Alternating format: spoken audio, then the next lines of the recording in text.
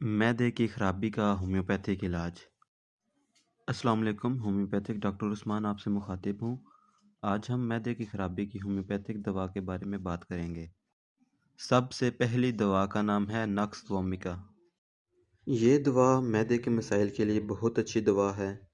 ऐसे लोग जिनको खुराक हज़म नहीं होती उनके लिए ये दवा बहुत अच्छी है, और जिन लोगों को कब्ज़ रहती है उनके लिए भी, और ऐसे लोग जिनको पखाना आता है लेकिन पखाना मुकम्मल नहीं निकल पाता उनके लिए भी ये दवा मुफीद है। और ऐसे लोग जो खाना खाते हैं और उनका पेट भारी भारी महसूस होता है, उनकी खुराक को हज़म करने के लिए ये दवा।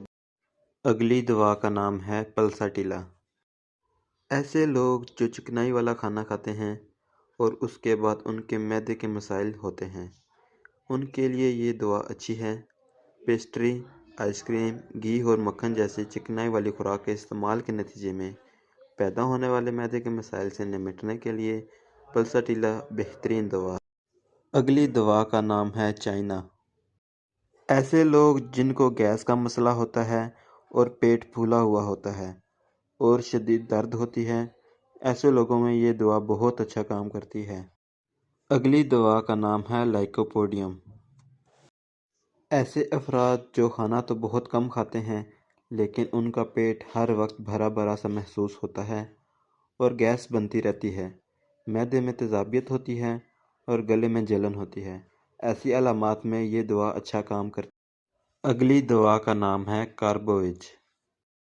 ऐसे अफराद जिनको मैदे की खराबी की वजह से गैस होती है और उसके साथ सर में दर्द होता है और पेट फूला हुआ होता है, ऐसी अलामात में ये दवा अच्छा काम करती है।